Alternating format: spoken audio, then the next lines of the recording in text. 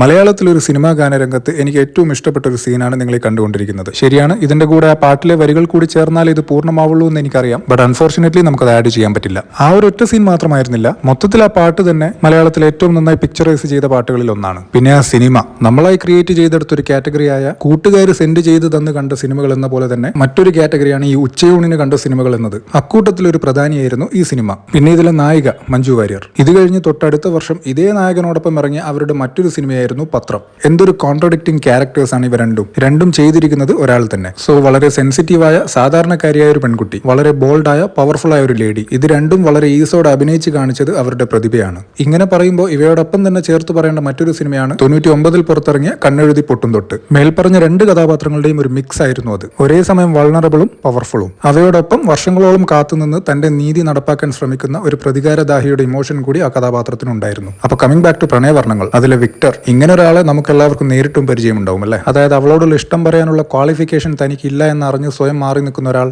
ഇനി അങ്ങനെ ഒരാളെ നിങ്ങൾക്ക് അറിയില്ല എന്നാണെങ്കിൽ ഒരുപക്ഷെ അത് നിങ്ങൾ തന്നെയായിരിക്കും.